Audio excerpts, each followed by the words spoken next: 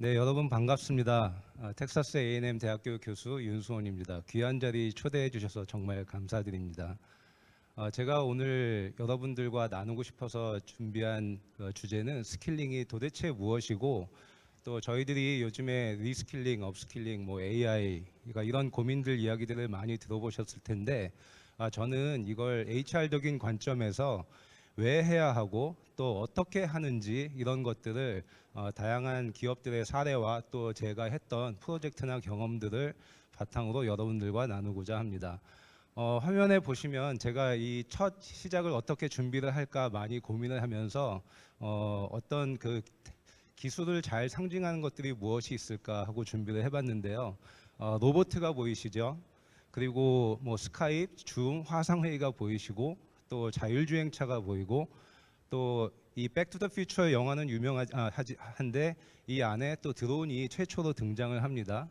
그리고 최근 미래 기술의 핵심이라고 하는 어반 에어 모빌리티, 이런 것들을 간단히 재미있게 살펴보면 로봇 이 영화가 메트로폴리스라는 영화가 이제 처음에 등장하면서 나왔는데 무려 1929년으로 제가 알고 있습니다. 27년인가요? 스카이비 최초로 등장했던 거는 저희도 잘 알고 있는 스탠리 큐브릭스 감독의 스페이스 오디세이 1968년이고요. 그리고 자율주행 1990년 아놀드 슈왈츠제네거가 나왔던 토탈 리콜이라는 영화고요.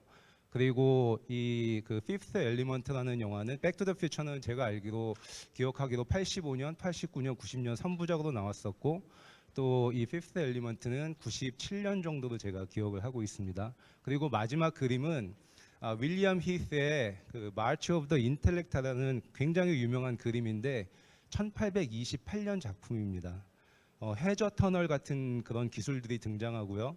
그리고 말이 없이 가는 어떤 그런 비히클, 이런 것들이 나오는데, 정말 저희가 한번 생각을 해보면 이 자리에 20대, 30대, 40대, 50대 많은 분들이 오신 걸로 알고 있는데, 그 당시에 전혀 존재하지 않았고 상상만으로 이렇게 만들었던 그런 기술이라는 게 놀랍습니다.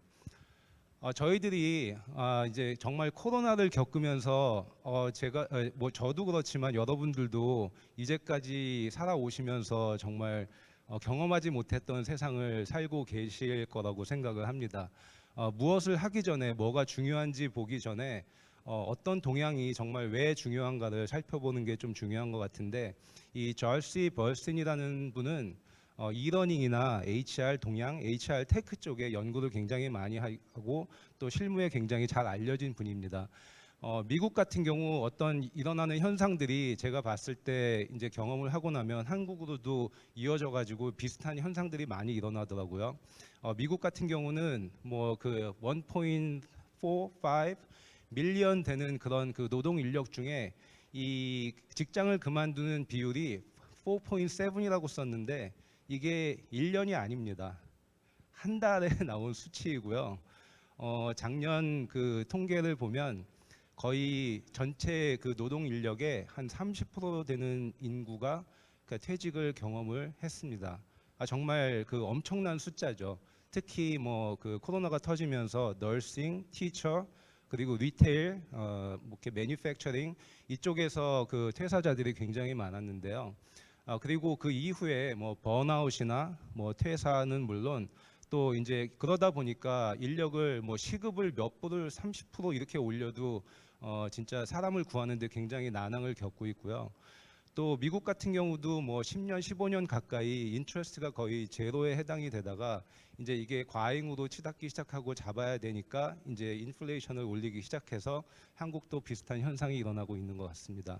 그리고 얼마 전에 제가 한국의 동향도 파악을 하기 위해서 유튜브 같은 영상도 많이 찾아보는데 김세직 교수님이 발표하시는 내용 중에 매해 5년마다 한국도 저성장, 인구 감소 이런 것들이 심각하게 다가온다 이런 얘기들을 하시더라고요.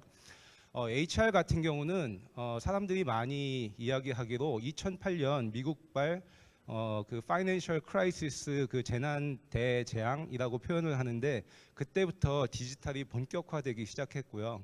그리고 여러 가지 현상들이 정말 숨가쁘게 일어나고 있습니다. 저 같은 경우도 도대체 어떤 기술이 중요하고 뭐에 신경을 써야 되고 할지 그럴 때 이제 자주 들여다보는 자료가 이 가트너의 테크놀로지 하입 사이클이라는 그림인데 나중에 이렇게 화면에서 보시면 이 안에 뭐 사이버 시큐리티, 복제 인간, 그러니까 그리고 뭐 클라우드, 뭐 이렇게 빅데이터 이런 것들이 당장에는 이게 미래를 바꿀 기술처럼 얘기하지만 뭐 수십 가지의 기술 중에 가만히 보면 10년을 예상을 하는 게 있고 또 어느 정도 절정에 올라가면 또 관심이 떨어지는 게 있고 그래서 이걸 구글에 검색을 하시면 바로 나오니까 뭐 2022년, 2021년 이렇게 해마다 몇 년 검색을 해보셔도 또 동향을 파악하는 데 도움이 되는 것 같고요. 저는 20대 후반에 IT PM 일을 한 5년 정도 했습니다. 뭐 한국도 코딩 교육이 뭐 열풍이고 프로그래밍 이런 것들이 굉장히 열풍인데 지금 와서 느끼는 건 여러분들은 이렇게 화면에 보시면 이렇게 공부를 한번 시도해 봤다 이런 걸 이제 배우려고 해 봤다 이런 것들이 좀 보이시는 게 있으세요? 저는 이제 70년대생이라서 그때 뭐 애플 컴퓨터가 나오고 베이직 가지고 좀 놀아보고 또 뭐 이렇게 프로그래밍을 만들어 보고 나중에는 뭐 SQL이나 R이나 파이썬 요즘에 이제 많이 배우는 그런 것들을 좀 공부를 해 봤는데 정말 숨가쁘더라고요. 그리고 이제 프로젝트 일을 하면서 데이터베이스 공부를 하면 저는 더 이상 공부를 해도 안 해도 될 줄 알았어요. 뭐 그 제가 IT PM으로 일하던 2000년대까지 계속 그러니까 진짜 그게 그 LMS이건 뭐 고객 관리 시스템이건 모든 그 트랜잭션의 기반에는 데이터베이스가 있었기 때문에 제가 이걸 한 1년 정도 열심히 공부를 하고 뭐 프로젝트도 설계를 해보고 더 이상 뭔가 업데이트는 없겠지 했더니 빅데이터가 나오고 뭐 모바일 폰이 나오고 인터넷이 나오고 데이터가 폭발적으로 등장하면서 데이터베이스의 종류가 막 바뀌기 시작하더라고요. 뭐 여러분들이 많이 들어보시는 마이크로소프트의 애저나 뭐 AWS 이런 것들이 나오고 있죠. 요즘에 정말 대퇴사 시대라고 얘기를 하는데 왜 사람들이 퇴사를 하고 이직을 많이 할까요? 정말 그 믿겨지지 않겠지만 얼마 전까지 이제 그 공채라는 시스템이 우리나라의 대표적인 이런 채용 제도였는데 거의 상시 채용 제도로 바뀌었잖아요. 그리고 진짜 그 신입 들어오는 직원들의 퇴사율도 굉장히 높고요. 예전에는 사람들이 많이 연구도 뭐 그렇게 얘기하지만 그 이 직무의 성격상 잡이 단조롭거나 내가 컨트롤이 안 되거나 나의 어떤 마스터리가 약간 부족할 때 이럴 때 이제 사람들이 마음에 안 들어서 퇴직을 했고요. 여러분이 잘 아시는 것처럼 상사 때문에 뭐 동료 때문에 이런 게 대세였는데 요즘은 회사 때문에 내일의 미래가 안 보이기 때문에 퇴사를 한다 이런 얘기를 사실 가장 많이 하고 있어요. 근데 그 이면에 보면 조직 문화가 있고요. 그리고 내 미래에 안 보인다 여기에는 이제 회사의 어떤 그 학습이나 커리어나 이런 시스템이 체계가 부족하다 이런 모습들이 많이 있고요. 사람들은 뭐 돈 때문에 이직을 할 것이다라고 얘기하는데 연구에 따르면 돈은 결정적인 요소는 아니에요. 팩터는 되지만 절대적인 숫자가 있는 게 아니라 뭐 120%, 30%그 정도 되면 항상 상대적으로 비교를 하고 또 이제 아무리 연봉을 많이 주고 데리고 와도 어느 정도 적응을 하면 이제 계속 다니게 되고 만족을 하는데 결정적인 이유는 아니라는 그런 것들이 있습니다. 팬데믹이 터지고 나서 정말 큰 변화가 갑자기 일어나는데 아마 인사를 담당하시는 분들도 그렇고 관리를 하시는 분들도 그렇고 정신이 없으실 거예요. 딱 터지고 나니까 제일 처음에 정말 이제 자녀들 뭐 예전에는 맡기고 다 따로 이렇게 출퇴근을 하고 이런 일이 가능했는데 뭐 부양 가족이 있는 사람들 멘붕이 오기 시작을 해서 정말 여성분들이 특히 직장을 많이 관뒀고요. 미국 같은 경우. 그리고 이제 정부에서 이거를 해결을 해야 되니까 갑자기 정말 그 구호 지원금을 미국 같은 경우 연 20만 불 소득 밑에 되는 가정당 이렇게 티어를 정해서 그 금액이 적지 않았어요. 그러고 나서 이제 그러면 뭔가 이렇게 경기 부양이 될 줄 알았는데 예상치 못한 현상들이 많이 일어납니다. 그 중에 하나가 그전에는 이제 회사를 다니면서 사실 창업을 하는 게 쉽지 않죠. 근데 자택근무도 가능하고 또 인터뷰도 필요하면 언제든지 볼 수 있고 또 지원금이 나오고 집에서 간단하게 건물이 없이도 창업을 시작할 수 있으니까 이 스타트업들이 엄청 많이 생기기 시작하는 거예요. 그리고 이제 직무 환경도 이렇게 매일 출근하고 이런 것들이 안 해도 되니까 이제 이런 것들이 많이 일어나기 시작하는데 사실 경영자나 HR 입장에서 보면 멘붕인 거예요. 이 직장을 그만둔다고 동종업계에서 옮기는 게 아니라 제가 정확한 통계는 기억이 안 나지만 아예 산업군을 바꿉니다. 이런 경우가 제 주변에서도 굉장히 많이 봤거든요. 이제 왜냐하면 헬스케어나 티칭 같은 경우 정말 위험에 노출이 돼 있으니까. 그리고 공연, 뭐 호텔 이런 인더스트리도 이런 그 위기가 다가오면 정말 이 산업군의 미래가 있나 해가지고 이걸 옮기는 분들이 굉장히 많이 시작되었고요. 제가 최근 통계를 보면서 아 이건 정말 생각해볼 만하다. 코로나 이후에 일주일에 사람들이 일하는 시간이 보통 5시간에서 8시간 코비드 이전보다 더 많이 일을 한다고 해요. 저 같은 경우도 뭐 미국에서 일하는 시간 패턴은 별로 줄지 않았는데 한국하고 미팅이 너무 많아졌습니다. 밤에 미팅도 굉장히 많이 생겼고요. 그래서 이제 가만히 이렇게 보면 저도 이제 교수 생활을 한 20년 정도 해오고 있는데 HR 분야도 특히 매해 뭔가가 생겨요. 없을 것 같지만 분명히 생깁니다. 제가 장담을 합니다. 내년에는 새로운 게 뭐가 또 나올까 하지만 분명히 또 나올 거예요. 이렇게 리스트를 보시면 요즘에 최근에는 뭐 진짜 직원들의 웰빙 아니면 과피로감 이런 것들이 중요하다고 얘기를 하고 또 Great Resignation 보세요. 신조어가 또 나오잖아요. 얘기도 안 했는데 조용히 퇴사합니다. 그리고 뭐 리모트 하이브리드 그 정말 그 중요한 이슈고요. 그리고 이제 직원 몰입이라고 하지만 그거에 이어서 직원 경험 또 이거에 굉장히 관심이 많아졌고요. 뭐 리스트를 보자면 이거 끝도 없습니다. 뭐 테크놀로지도 그렇고 NFT, 메타버스, 뭐 웹 3.0 정신이 없는데 아까 그 가트너의 사이클을 보시는 것처럼 영원한 건 없어요. 그리고 그럴 때 정말 핵심이 뭔지 본질이 뭔지 저 같은 경우는 그렇게 파악을 하고 접근을 하면 내가 업데이트 할 거는 하고 아니어도 천천히 하고 또 잘하는 사람을 주변에서 찾고 그렇게 하시면 좋은 것 같습니다. 그런데 코비드를 지나면서 제가 겪어보니까 과연 이번엔 정말 뭐가 다르지? 그전에도 항상 변화 뭐 변화의 속도가 빠르다 이렇게 얘기를 했었는데 뭐가 다르지 생각을 해보니까 코비드를 겪으면서 HR의 위상이 중요성이 이제까지 지금처럼 중요한 적은 과거에 없었습니다. 저는 HR을 학문적으로 연구를 했기 때문에 태생 자체가 미국에서 이제 경영과 그 정부와 노사에 항상 텐션이 있기 마련인데 이걸 해결을 못하니까 이제 차선책 중재자의 역할로 HR이라는 학문이 생긴 거고요.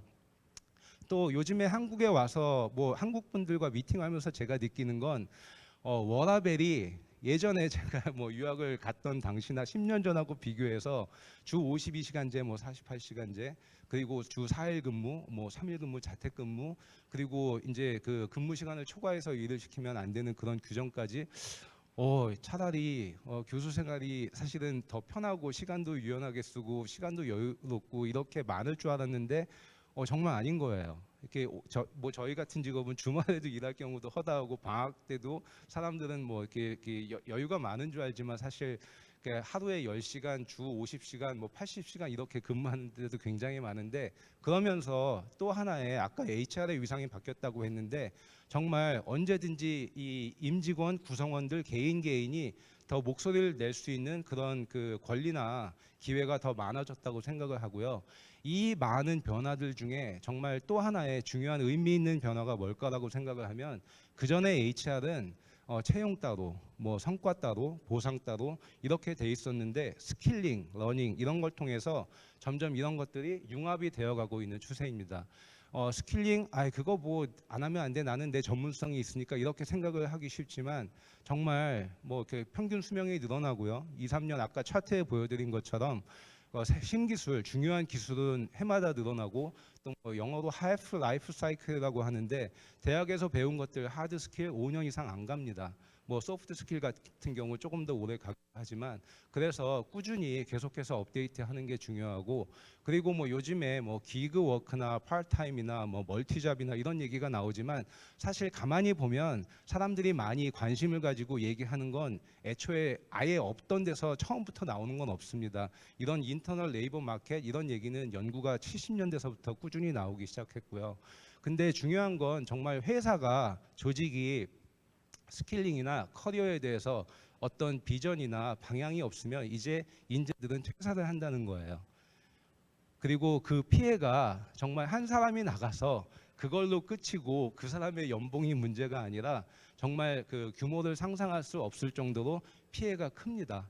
그래서 인재를 잘 파악하고 또 도와주고 서포트도 하고 이런 역할들이 굉장히 중요하고요. 특히 인사는 아마 테크의 도입이 교육도 그렇지만 늘 제일 느려왔고 또 덜 바뀌고 안 바뀐다고 얘기를 하는데 이런 것들이 최근 10년 사이에 그리고 코로나 이후에 굉장히 많이 변했습니다. 실제로 여러분들 오늘 몇 가지를 보여드리겠지만 설마 저런 테크놀로지들이 있어? 저런 분석이 가능해? 이런 것들이 사실 굉장히 많이 나와서 테크놀로지와 데이터의 이런 역할들이 굉장히 상용화 제품들도 많고 서비스도 많습니다. 제가 4년 전에 이 자리에 왔었어요. 강연을 그때 소셜 캐피탈 네트워크 분석을 하면서 그때 기조 강연이 제가 책을 읽었던 이정동 교수님의 축적의 시간이라서 또 그게 기억이 나가지고 한번 유튜브를 찾아봤는데 KBS 다큐멘터리에 굉장히 좋은 시리즈들이 많이 나와 있더라고요. 교수님이 얘기하시는 것 중에 제가 인상 깊게 정말 동의하는 게 한국인들은 부지런합니다. 제가 봐도 이렇게 열심히 일을 하고 열심히 공부하고 잘 참고 많이 그런 인재들이 진짜 많은 나라가 적지 않은데 이 화면을 보시면 그러니까 개인의 그러니까 스킬은 더 뛰어난데도 그 서양 사람들 얘기하다 보면 이 사람들은 뭐 고민이 굉장히 단순해 보이네. 근데 뭐 어떤 기술이나 뭐 이렇게 운영이나 또 뭐 어떤 그 조직의 체계가 돌아가는 걸 보면 나중에 결과를 보면 시스템이 서양이 굉장히 잘 돼 있는 경우가 많거든요. 그래서 이렇게 같은 인재더라도 이제 뭐 계단을 그 주변에 네트워크나 인프라를 거쳐서 쉽게 넘는 반면 개인은 어느 정도까지는 뭐 진급을 하고 이렇게 위치까지 가지만 그 이후에는 스트러글 하는 경우도 굉장히 많이 보는데 그러니까 이제 변화를 조직에서 시도할 때 이 차트를 뭐 빙산의 일각이다 해가지고 많이 보셨을 텐데 조직에서 어떤 변화를 시도할 때 대부분 얘기하고 또 설계하고 또 집행하는 부분들이 이 윗부분들이에요. 비전을 만들죠. 미션을 정립하죠. 목표를 세우죠. 또 정책을 만들죠. 어떤 프로세스를 만들죠. 구조를 바꾸죠. 근데 그렇게 해서 조직이 바뀝니까? 통계를 이렇게 들어보면 85%의 조직이 조직 문화를 바꾸려고 시도를 하고 한 30% 정도가 성공을 한다고 해요.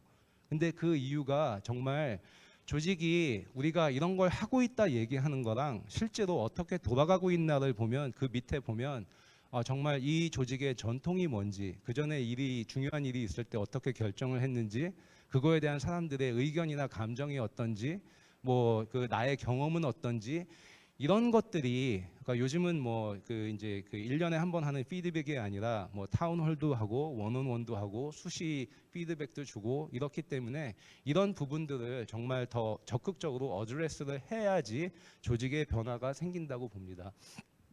아까 소개를 받을 때 AHRD의 차기 회장이라고 소개를 받았는데 AHRD는 미국의 뭐 미네소타 대학, 제가 있는 텍사스의 A&M 대학, 일리노이 대학, 펜스테이트 뭐 몇 개의 메이저 대학들이 대학원 박사과정, 석사과정 프로그램이 있어서 ATD에서 사실은 93년에 교수들이 HRD라는 분야를 조금 더 학문적으로 제대로 체계적으로 발전을 시켜야 되겠다 해가지고 만든 협회고요. 그리고 제가 2003년에 일리노이에서 박사학위를 하고 학회를 가기 시작했는데 사실 그때 한국 분들이 별로 많이 안 계셨어요. 그래서 학회를 가면 약간 뻘쭘했습니다. 뭐 이제 제가 한국인 교수 2호 그 전에 권대봉 교수님, 연대 뭐 한준상 교수님 이렇게 더 텀이 계시긴 했지만 그분들이 정말 그 HRD의 그 기원 파운데이션을 이렇게 닦아준 거에 대해서 정말 후배로서 감사하게 생각을 하고요. 제가 그 일대 회장이었던 저희 선배 그 오클라호마 대학의 임도원 교수님과 학회를 가면서 선배님 저희 이 분야에 이 학회에 매일 오면서 이제 참여를 하고 저희의 커리어를 여기서 만들 텐데 공부하는 후배들도 있는데 저희들이 좀 뭔가 이렇게 주인의식을 가지고 적극적으로 했으면 좋겠습니다 해가지고 저희가 그 학회에서 만나가지고 비전을 먼저 만들었습니다. 비전이 지금 생각해도 되게 멋있어요. Let's grow together through research예요. 연구를 통해서 동반 성장을 하자. 지금 이 AHRD 내에는요. 한인 교수들이 거의 40여 명에 달합니다. 2012년 제가 회장을 할 때 그때 이제 시작을 한 걸로 알고 있는데 맨 땅이었어요 정말. 근데 비전이 좋으니까 학회에서 만날 때마다 한국 사람들의 부지런함 특유로 저희들이 세미나를 했어요. 뭐 주제 이렇게 유행하는 주제 떠오르는 주제 해가지고 3시간 4시간 세미나를 따로 했고요. 또 의미 있는 일을 추구할 수 있으니까 또 이제 비전이 이렇게 잘 성립이 되면 또 그걸 따라하고 싶으니까 대학원생들 없는 돈에 털털 털어서 장학금 트래블까지 만들었어요. 왜냐하면 졸업하고 직장을 취업할 때 이런 수상 경력이나 경험들이 굉장히 도움이 되기 때문에. 그래서 정말 지금은 내년에 이제 미니애폴리스 학회가 3월에 열리는데 제가 그 학회장을 이제 그 담당하고 있고 또 그 프로그램 팀을 준비하는 교수도 이제 그 콜로라도 스테이트에 계신 최대석 교수님이고, 또 작년에 저희들이 이제 HRDI라는 그런 학술지에 한국 특집 HRD 특집포를 실어서 얼마 전에 이제 퍼블리셔하고 출판사하고 컨택을 해서 이제 다양한 한인 연구자들을 초대를 해서 뭐 중소기업 사례, 정부 지원 사례, 한국 HRD의 역사, 그리고 뭐 최신에 떠오르는 그 동향, 뭐 HRD 애널리틱스, 뭐 심지어는 이제 그 탈북자 내지는 한국의 어떤 이제 그 고민, 그 노동시장에서 이런 다양한 연구들을 모아서 책을 냈고요. 이 책이 재작년에 이제 올해 책 그 수상 그 상을 받아가지고 그 이후에 또 동남아나 다른 나라들도 비슷한 연구들을 시도하고 있습니다. 제가 느끼는 건 스킬링을 하더라도 정말 이제 그 제가 이렇게 이런 걸 접근을 할 때 항상 드는 건 요즘에 무형 자산이 중요하다고 하잖아요. 인적 자산이 중요하다고 하잖아요. 근데 저는 사회적 자본을 만들고 인프라를 만드는 게 굉장히 중요하다고 생각을 합니다. 이정동 교수님이 말씀하신 축적의 시간 인프라라는 건 정말 사회 자본을 탄탄하게 만드는 거라고 생각을 하는데, 저는 이제 그 간단하게 예를 이렇게 설명을 이게 뭔 차이가 있냐 할 때 뭐 에코노믹 리소스 그 유형 자산의 대표적인 거 그러면 뭐 파이낸셜, 빌딩, 돈 이런 걸 얘기를 하죠. 그리고 인적 자원 당연히 교육에 투자를 하고 탤런트에 투자를 하는 이유가 무형 자산이 중요하기 때문인데, 그거 투자한다고 인프라가 강하게 갖춰지지 않습니다. 화면에 보시면 뭐 마이클 조던 뭐 그 이후에 금세기 최고의 농구 플레이어는 레브론 제임스라고 얘기를 해요. 그래서 제가 이 선수를 몇 년 동안 계속 트래킹을 해요. 뭐 휴스턴 로켓스에서도 플레이를 했었고 LA 레이커스에서도 했었고 그 전에 시작을 할 땐 클리브랜드에서 있었는데, 뭐 이 선수가 혼자 한다고 제일 스타 플레이어라고 우승을 많이 할까요? 아니에요. 그래서 데이터에 근거해서 이 같이 잘할 수 있는 선수들까지, 요즘엔 그게 프로팀의 그 추세예요. 한 명을 이제 그 스카우트하는 게 아니라 잘하는 팀까지 보조 요원까지 다 하는데, 여러분 세계 전체 모든 프로 리그 여러분들도 잘 아시는 그 농구만 좋아하는 게 아니니까 축구, 유러피안 프리미어 리그, 뭐 NFL, 미식 축구, 미식 프로야구 다 있잖아요. 구단주 가치가 가장 높은 데가 어딘지 아세요? 혹시 들어보신 데 있으세요? 어디일 것 같으세요? 이렇게 질문하면 뭐 뉴욕 양키스, 뭐 맨체스터 유나이티드 스테이츠 이렇게 얘기를 하세요. 근데 놀랍게도 2016년부터 한 번의 예외도 없이 제가 살고 있는 데서 10분 떨어진 그 달라스 카우보이스예요. 근데 달라스 카우보이스가 우승을 그렇다고 많이 했냐? 아니에요. 그 미식축구 같은 경우 그 잉글랜드 패트리어트라는 팀이 탐 브레이디 이름은 들어보셨을 거예요. 크지도 않은 도시인데 그 이제 팀이 가장 최근에 이제 우승을 많이 했고, 또 그 가치 구단의 가치도 작년에는 2위로 올라섰는데 그 이후의 리스트들이 뭐 뉴욕 양키스, LA 레이커스 이런 팀들이 많이 있어요. 제가 왜 그럴까를 한번 생각을 해봤어요. 우승도 못하는 팀인데 스타 플레이어가 뭐 예전에는 있었죠. 뭐 90년대, 70년대 잘했던 팀이기는 한데 저는 그 지역에서 살면서 보니까 여기는 팬덤이 정말 엄청나요. 거의 문화예요, 컬트예요. 그래서 이 이제 헤드쿼터도 있고 행사도 있는데 정말 그 지역 사회, 뭐 중고등학교, 교육 이런 거에 투자를 정말 많이 해요. 그래서 파는 상품의 양도 대단하고, 그래서 이제 이런 걸 내가 조직을 운영한다면 이 가치가 우승을 해야 나오는 건 아니잖아요. 이렇게 인프라를 잘 갖춰놔야지 선수 스카우트 되고 또 조직의 성과도 나고, 이런 것들을 저는 이렇게 느낄 수 있었던 것 같아요. 그러니까 왜 스킬링을 제가 얘기하기 전에 몇 가지 그냥 간단하게 이런 것들은 좀 생각을 해봤으면 좋겠다 얘기하고 싶은 게, 진짜 이렇게 우리가 만든 문제를 똑같은 그 방식대로 풀려고 하지 말고, 그리고 아까 처음에 시작할 때 보여드렸던 것처럼 지식이 정말 재능이나 탤런트를 이렇게 드라이브 할 것 같지만, 제가 생각해도 동의하는 게 이미지네이션, 상상력, 호기심이거든요. 왜냐하면 공부를 하다가 이제 좀 있다가 제가 어떤 식으로 스킬링, 이제 러닝을 제가 접근을 하는지 보여드릴 텐데 그럴 때마다 다음이 뭐지? 내가 이걸로 뭘 해결을 하려고 하지? 이런 그 퀘스천을 계속해서 물어보는 게 중요한 것 같고 정말 그런 게 중요한 것 같아요. 그리고 그 메시지도 제가 한번 나누고 싶었는데 멀티플 인텔리전스, 다중지능, 뭐 사람이 머리 수학 잘한다고 똑똑한 게 아니고 재능에는 여러 가지가 있다. 이걸로 워낙 잘 알려진 하버드 대학의 하워드 가드너 교수님이세요. 어떤 사람은 정말 그 성격이나 대인 관계가 굉장히 뛰어나기도 하고요. 예체능이 뛰어나기도 하고 이분이 하시는 말씀이 우리가 남들이 잘하는 기술 투자할 수 없잖아요. 그렇죠? 그 시간과 노력은 제한되어 있는데 그럼 선택을 해야 되는데 뭔가 시장의 가치를 만드는 걸 창의적으로 만들어야 되는데 이분의 말씀이 우리 교육 시스템이 너무 첫 번째에 맞춰져 있다. 전문성을 이제 이렇게 그 습득을 하려면 보통 이제 그 디서플리너리 마인드 해가지고 그 분야의 전문성에 대해서 뭐 파운데이션서부터 이제 핵심을 배우잖아요. 근데 그걸로 충분하지 않아요. 예전에는 10년이 걸린다고 했는데 테크놀로지나 네트워크나 정보가 많이 돼 있기 때문에 5년이면 가능하다고 얘기를 해요. 그런데 턱없이 부족한 게 synthesizing mind. 이 얘기는 무슨 얘기냐면 내가 하나를 배웠더라도 요즘은 정말 구분이 없잖아요. 얼마나 심하냐면 진짜 뭐 미국에 잘 나가는 기업들도 아마존 같은 경우도 왜 뭐 홀푸드를 사고 파머시를 사고 왜 그러겠어요? 왜냐하면 더 이상의 시장의 산업군의 의미가 이제 그 거기에 제한되어 있는 게 의미가 없는 거예요.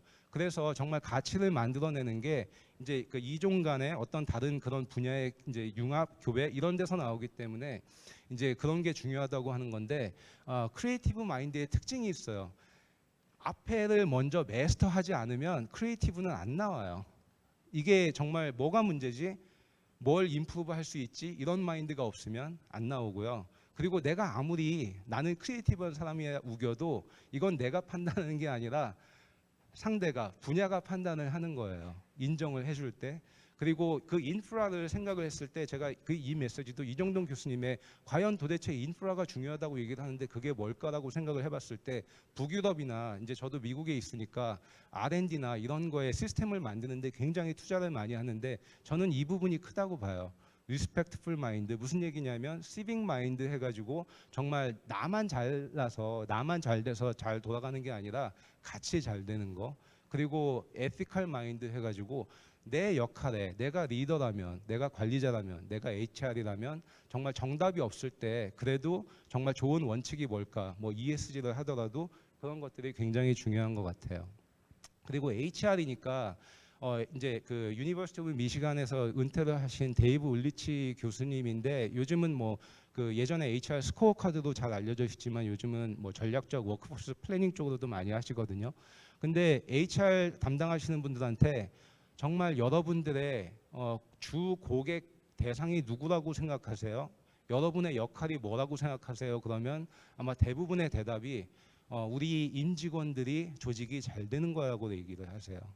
근데 정말 조직이 그러니까 이분은 시장에서 사회에서 위닝하고 리드하는 조직을 만드는 게 HR의 역할이다. 그러려면 이 고객을 실제로 상대하는 세일즈나 파이낸스나 뭐 그런 쪽에서 진짜 그 접점을 통해서 우리 회사가 어떤 가치를 만들어내는지 접점이 어디에 있는지 뭘 바꿔야 하는지 이런 고민을 하라고 얘기하시고요. 또 특히 강조하는 게 탤런트 조직은 개인이 있고 그 개인들이 합쳐진 팀과 전체 조직이 있잖아요. 아무리 인재들을 끌어와도 조직이 성과를 내고 차별을 만드는 데 있어서 그 역할이 조직의 중요성이 70, 80이라고 얘기 3배, 4배 더 크다고 얘기를 하세요. 그리고 대부분의 정말 이렇게 많은 사람들이 그러니까 이 의견에 대해서 굉장히 동의를 하고 있어요. 2명만 제가 간단히 더 나누고 싶은데 제가 대학원 때 이제 그 팀에 관심이 많아가지고 그 스피치 커뮤니케이션 가서 수업을 듣는데 지금은 이제 노스웨스턴에서 일을 하고 있는 너시 컨트랙터라는 교수님인데 이 피플 애널리틱스 데이터 애널리시스 쪽에서 굉장히 최신 연구 공학도 출신이세요. 그래가지고 뭐 이렇게 매스나 알고리즘 기반의 나사하고도 프로젝트도 많이 하고 뭐 이렇게 이제 어떤 데이터 분석 쪽의 트렌드를 하기 위해서 저는 이분의 뭐 프로젝트나 아니면 이제 자료들 논문들도 계속해서 꾸준히 공부하고 있는데 이분이 수업 시간에 이제 그 토론에 이 퀄리티가 마음에 안 드니까 책상을 탁 치더니 너네 뭐하러 공부하니? 학위 따려고 공부하니? 근데 그게 아니고 너희들이 공부를 하는 이유는 똑같은 현상을 마주치고 똑같은 환경에서 사진사가 그거를 가장 투명하게 클리어하게 메시지를 잡아내는 그 역할을 해야 되기 때문에 너네들이 공부를 하는 거야. 저는 이 말이 정말 한 대 띵 맞은 느낌이었거든요.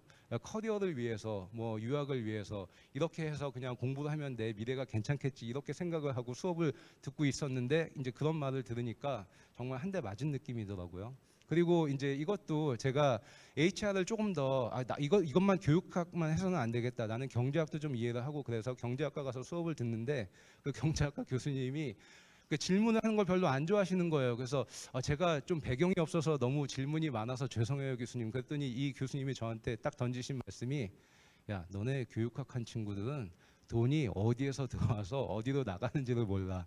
그래서 제가 그 얘기를 듣고 뭐 그 다음서부터 정말 그 에코노믹스 책도 공부를 많이 하고 뭐 조직에서 인컴이나 뭐 이렇게 지출 이런 그 역할 담당하는 일도 굉장히 많이 했는데 지금도 저는 그렇게 생각을 해요. HR이나 뭐 어떤 그 부서만 자기 할 일만 할 게 아니라 조직의 가치가 어디에서 생겨나는가를 이해하는 게 굉장히 중요하다고 생각을 해요. 그러니까 스킬링을 제가 정의를 딱 이걸 어떻게 설명하고 정의를 해야 되지라고 했는데 아까 어수봉 이사장님께서 테크놀로지, 스킬링 그 차이를 굉장히 명쾌하게 또 설명을 해주시더라고요. 제가 한 최근 5년 공부한 책들이에요. 저는 그 이제 그 공부하고 그러니까 고3보다 열심히 살자, 기왕하는 공부 즐겁게 하고 나누며 공부하자 이게 제 생활 신조인데 엑스퍼트를 여러분은 뭐라고 생각하세요? 그러니까 엑스퍼티스 항상 스킬링 얘기하고 그럴 때 같이 이런 표현들을 하잖아요. 근데 뭐 경험이 풍부한 사람, 그 분야에 오래 활동을 해서 인맥이 넓어서 뭘 이제 그 잘 알려진 사람 이렇게 얘기를 하지만 저는 엑스퍼티스는 이 컨텐츠와 이 지적 호기심, 상상력 이 부분이 굉장히 저평가되어 있고 중요하다고 생각을 해요. 제가 아는 엑스퍼트는 그냥 많이 아는 사람이에요. 근데 많이 안다는 건 저는 교육학을 배경을 했기 때문에 어떤 컨텐츠가 뭐 그게 어떤 테크놀로지든 코딩이 됐든 대부분의 컨텐츠 타입은 이제 조직적으로 그러니까 체계적으로 설계를 할 때 이게 팩트인지 팩트가 너무 많을 때는 컨셉이나 텍서노미를 만들고 효율화를 위해서는 프로시저 절차를 만들고 절차로 해결이 안 될 때는 이 프로세스를 만들어서 트러블슈팅이나 다이그노스틱을 하게 하고 이것도 정답이 없을 때는 원칙을 세워서 이거의 장단점이 뭔지 의사결정을 했을 때 이런 식으로 접근을 하는데 그래서 뭐 이렇게 이제 그 소셜 캐피털, 그 네트워크 분석을 하려면 또 이런 그 개념도 잘 이해를 해야 되고 머신러닝도 그냥 말로 이런 게 중요하다. 테크놀로지에 대해서 얘기하는 사람은 굉장히 많은데 저는 직성이 안 풀리더라고요. 예전에 ITPM을 하면서 이제 프로그래머들하고 대화를 하고 또 그거에 팔로우업을 하고 피드백을 줘야 되고 이러니까 뭐 코딩, 스크립팅 같은 공부를 많이 했는데 제 백그라운드는 사실은 영문과 출신이에요. 그래서 정말 이런 공부를 하면서 저는 이게 적성에 없는 줄 알았어요. 사실은 수학이 별로 재미가 없고 나는 이제 그 시간은 제한돼 있고 그러니까 좋아하는 건 어문학이니까 영문과를 가야 되겠다 생각했는데 제가 작년에 가장 재미있게 읽은 책은 선형대수예요. 한 700페이지 되는 원서인데 너무 재밌는 거예요. 이게 왜냐하면 저는 HR에서 정말 가장 취약한 부분이 어세스먼트라고 생각을 해요. 데이터화, 체계화가 늦어지는 이유가 테크의 도입이 늦은 이유가 이런 거라고 생각을 했는데 그러면 우리는 어차피 어떤 행동이나 태도의 색이나 강도나 어떤 분포나 이런 걸 이해하려고 하는 건데 그 데이터가 전체적으로 돼 있을 때 의미가 뭔지 가장 공부하고 이해하기에 좋은 건 선형대수학이더라고요. 그리고 동양이 뭐 테크의 동양을 얘기하더라도 그거에 대해서 이게 제가 뭐 이렇게 조직이나 아니면 협업을 할 때 가장 많이 듣는 질문은 그거예요. 어떤 데이터를 쌓아야 돼요? 어떤 데이터를 모아야 돼요? 그리고 이 데이터를 어떻게 분석을 해야 돼요? 그게 채용이든 성과든 아니면 조직 문화든 뭐 그게 진짜 이렇게 프로핏을 만드는 기업이든 중소기업이든 스타트업이든 조직의 고민은 비슷해요. 그래서 이제 그 텍사노미 스킬링을 이야기할 때도 대부분 뭐 어떤 하이어키 시스템, 컴피턴스 역량 이렇게 만드는데 사실은 안 그래요. 내가 이걸 공부하고 나면 좋은 책의 특징이 뭔지 아세요? 하나를 보고 나면 항상 좋은 책은 똑같이 이렇게 얘기해요. 더 알고 싶으면 이 책을 봐라. 그리고 나서 더 좌절스러운 건 그 책을 보잖아요. 이건 심화학습이니까 이게 전문이 끝이겠지라고 생각을 했는데, 그러면 관심 있으면 이걸 또 봐라. 아, 그냥 공부는 이런 거구나. 내가 이거에 대해서 뭐 이렇게 안달안달 할 게 아니라 과연 그러면 내가 잘하는 건 뭘까? 나의 어떤 그 밸류를 내가 컨트리뷰션 할 거는 뭔가?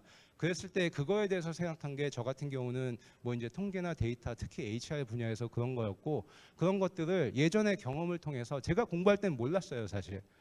ITPM을 할 때도 HR에서 테크놀로지 중요하다고 하는데 이건 정말 사서 생고생인데, 뭐 리더십, 뭐 인게이지먼트, 조직 문화, 코칭 이런 거 한 친구들은 뭐 이렇게 컨설팅 기회도 많고 뭐 연구도 퍼블리시도 쉽게 하고 그러는데, 저는 이런 거 쓸 때마다 아니 그 너는 하려고 하는 얘기가 뭐야?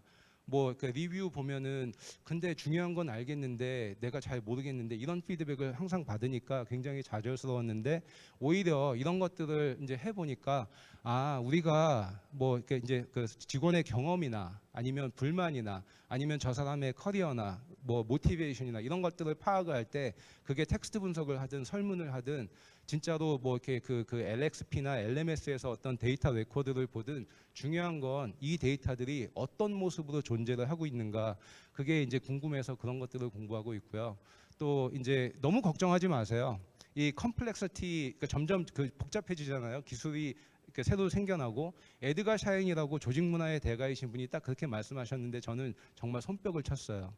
컴플렉시티에 대해서 가장 잘 대응하는 방법은 비례하는 컴플렉시티한 그 구조를 만드는 거다. 왜냐하면 혁신이라는 게 정보화 시대, 개인이 이제 요즘은 유튜브만 찾아도 대학 교수 뭐 유명한 사람들의 강의를 다 볼 수 있기 때문에, 그런 데서 혁신이 나오기 때문에 이제 그런 것들을 파악을 하면 아, 나는 내 역량을, 내 스킬링을 하는 것도 중요하지만 내 주변에 밸류 체인에서 어떤 가치를 만드는 사람하고 어떤 연결을 해야 되는구나, 그게 중요한 것 같아요. 그래서 뭐 이렇게 스킬링 HR 시스템을 도입하면 뭐 아직까지 이제 이런 변화들이 갑자기 생긴 추세이기 때문에 많은 뭐 임원이나 리더들은 이렇게 생각하는 분들도 많이 계세요. 뭐 대시보드 도입하고 툴 도입하고 어떤 시스템 도입하면 우리는 이제 그거 해결하고 있어, 체계적으로 하고 있어라고 생각을 하는데 절대 그렇지 않아요. 그래서 실제로 그 조직이 변하려면 아까 그 데이브 울리치 교수님의 그 연구나 이런 그 메시지도 제가 굉장히 좋아하는데, HR이 진짜 그 탤런트도 그 신경을 써야 되지만 그걸 조직 역량화하는 케이퍼빌리티도 굉장히 중요하고요.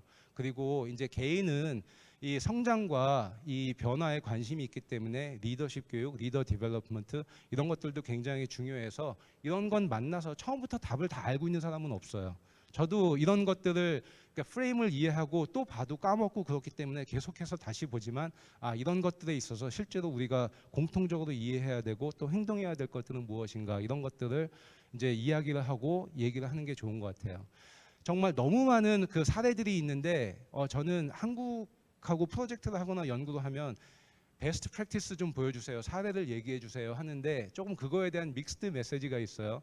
이게 화면에 보시면 뭐 휴넷, 유밥, 그 원티드, 산업인력공단 이런 진짜 스킬링에 관심이 있고 투자를 하는 이런 한국의 조직 기업들도 제가 포함을 했고, 또 외국의 같은 경우 뭐 IBM, 마이크로소프트 대표적인 기업들만 이제 포함을 했는데, 스킬링을 잘 하고 또 리드하고 가고 있는 그런 영역이 있어요.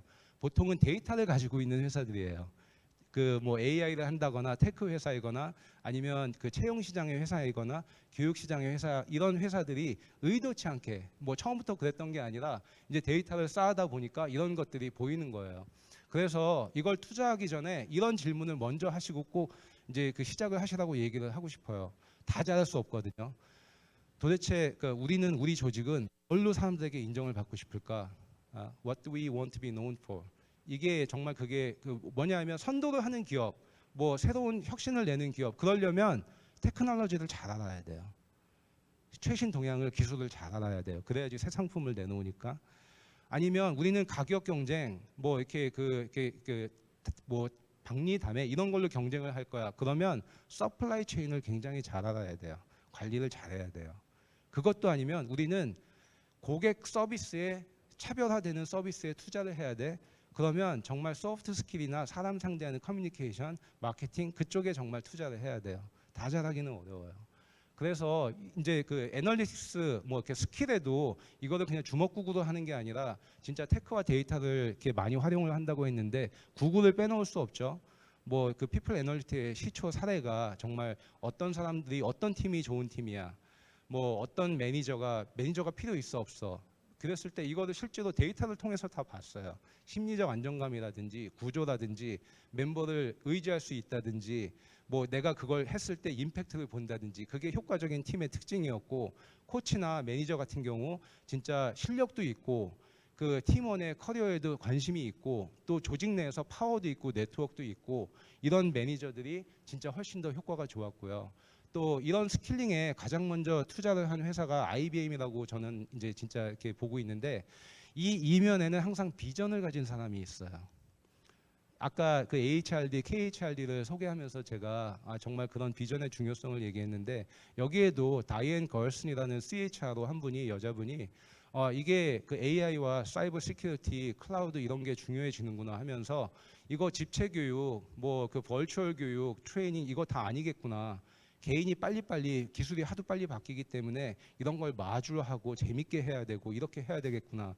그래서 게이밍 요소 이걸 도입을 해서 배지도 만들고 넷플릭스처럼 컨텐츠도 추천해주고 그것뿐만 아니라 야 이거 우리가 솔선수범 안 하면 안 돼. 매니저 그러니까 임원 먼저 해.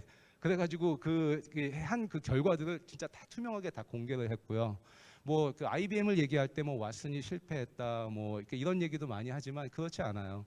이 챗봇이나 자동화될 수 있는 거, 그러니까 진짜 인간의 가치를 만들 수 있는 거, 그건 다 남겨두고 나머지는 다 자동화하자. 이렇게 해가지고 진짜 그 러너들의 학습 패턴을 분석을 해서 성과, 보상, 승진 이런 데 반영을 했고요.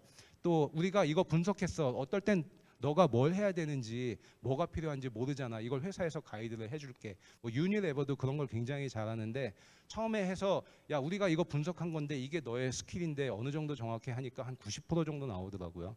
근데 그거에서 만족하지 않고 이 정도면 나쁘지 않네. 근데 우리는 그 10%도 잘하고 싶어. 너가 확인해주고 네가 업데이트해주고 얘기해. 우리가 바로바로 대응하고 그거에 대해서 어드레스를 할게.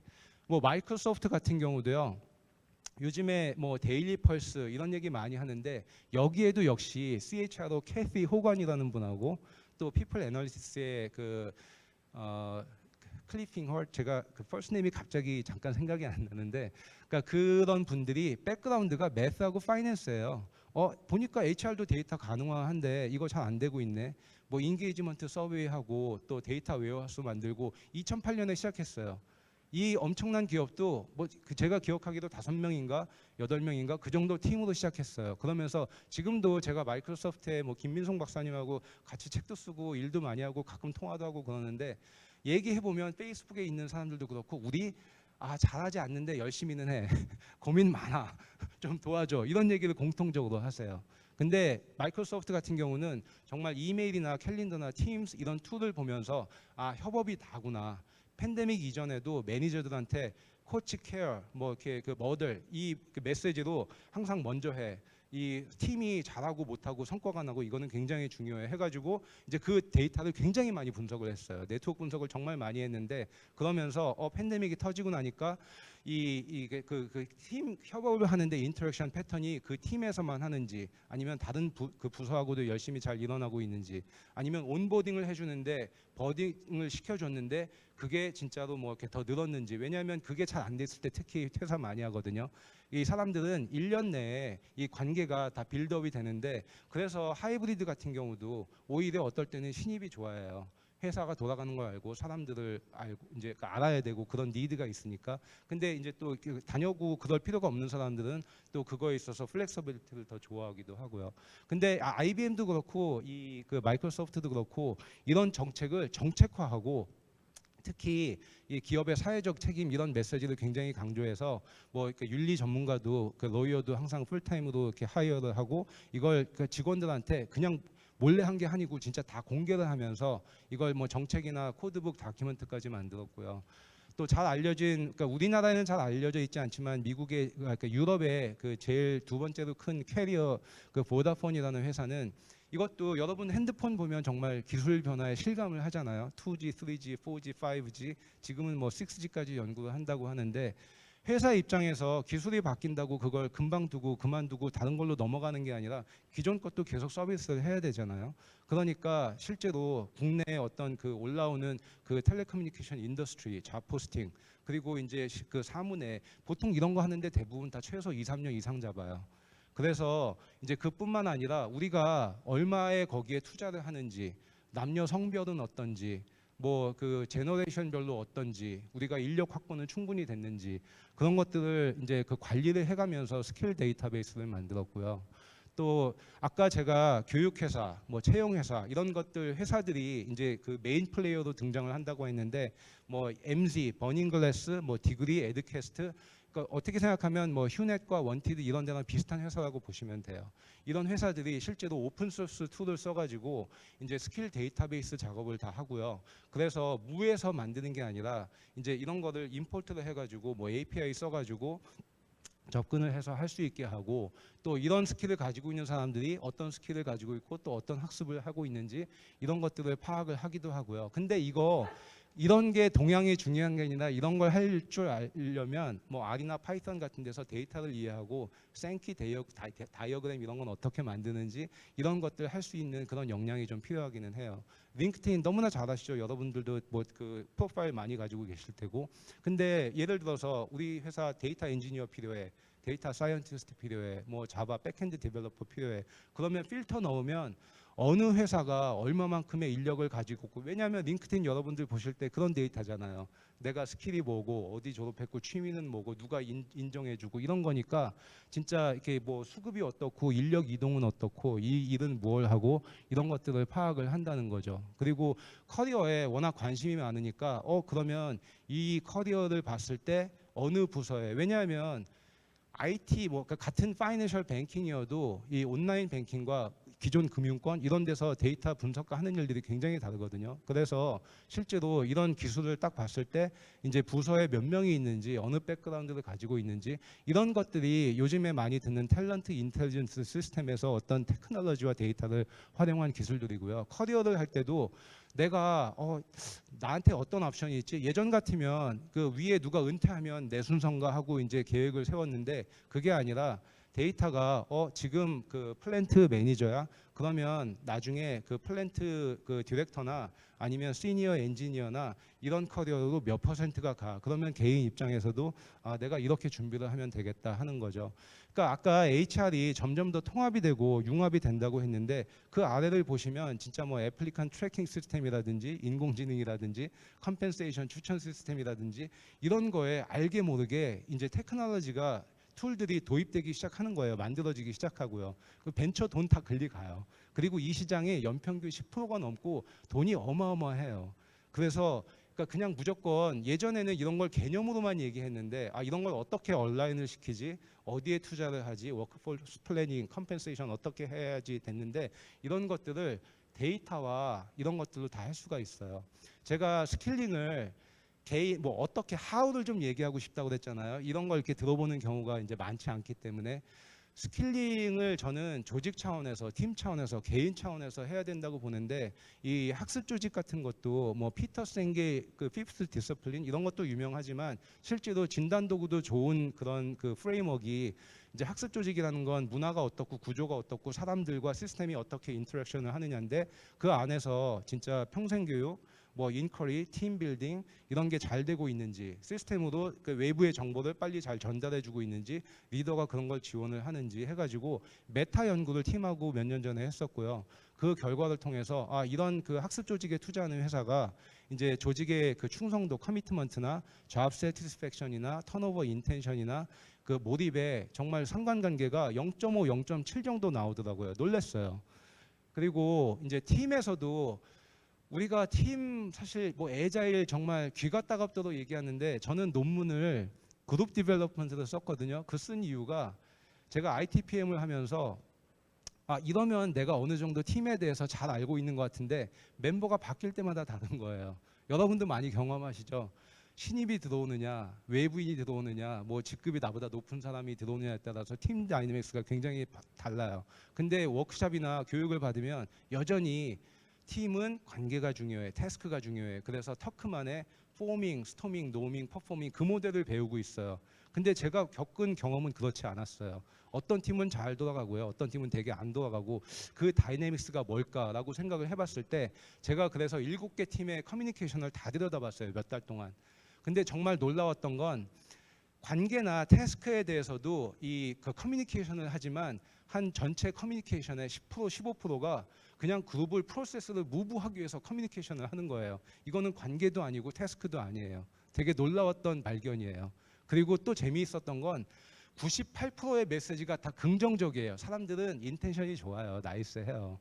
근데 이 결과가 어디에서 차이가 났냐면 처음에 스케줄 만들고 탐색하고 의사결정하고, 근데 평가가 돼서 뭔가 마음에 안 들고 문제가 보이기 시작하면 그때 거꾸로 가요. 그러니까 팀이 잘 안 돌아가지 않으면 사람들은 해피하지 않은 거예요. 근데 그 이유가 메시지를 들여다보니까 의도하지 않았는데 빠지게 되거나 뭐 출장을 간다거나, 근데 우리가 그거 평소에 중요하게 생각하지 않잖아요. 근데 현실은 그래요. 다 있을 때 결정을 해야 그게 모든 사람이 이해도가 같지, 그 사람이 없을 때 하면 나중에 그 사람하고 이 사람하고 딴 얘기하거나 이해도가 다르거나 그런 경우가 굉장히 많이 있어요. 그래서 팀에도 뭐 이렇게 제가 이걸 자세하게 설명을 하려고 준비를 한 건 아니고요. 자료는 나중에 공유를 해드릴게요.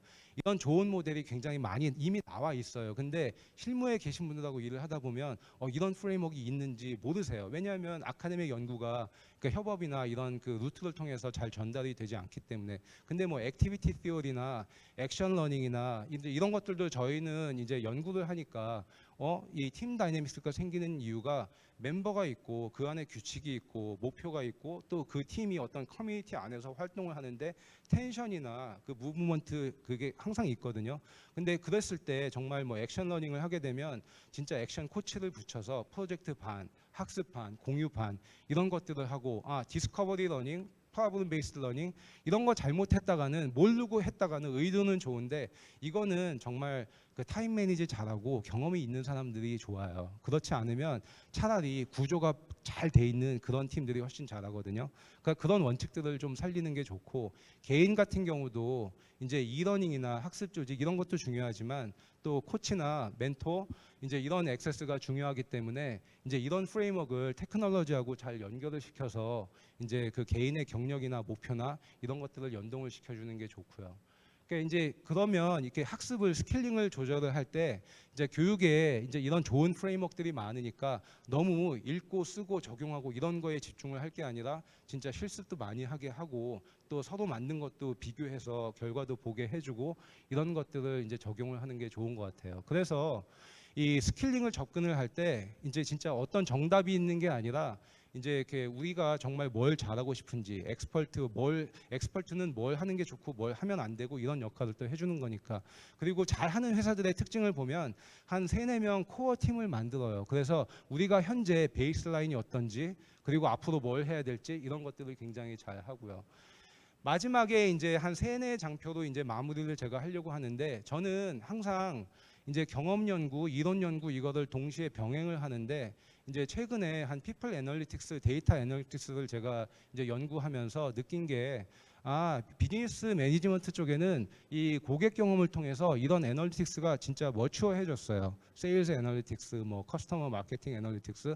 근데 HR 쪽에도 이제 이런 현상들이 점점 더 아까 보여드린 것처럼 툴도 나오고 서비스도 나오고, 그래서 이제 이런 영역들이 이제 HR 이슈뿐만 아니라 비즈니스적인 접근으로 하면서 통합이 돼요.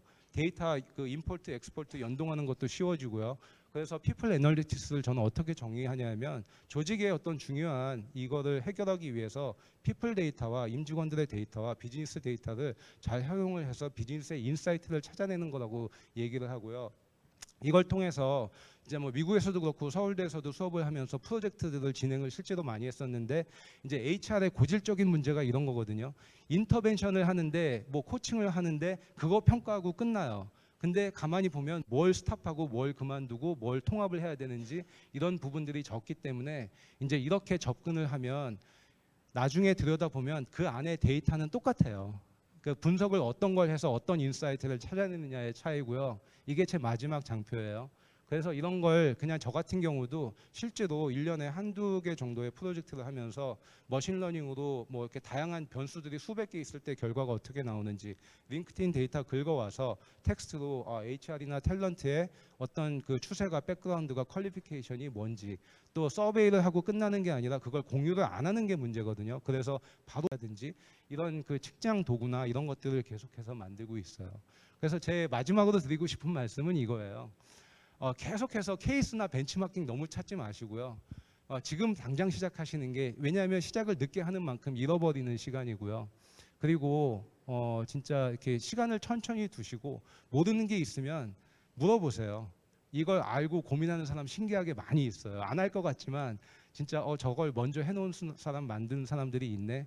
그렇게 있으니까 항상 이제 그렇게 생각을 하시고 저는 스킬링을 같이 여러분들하고 저도 접근을 했으면 좋겠습니다. 감사합니다.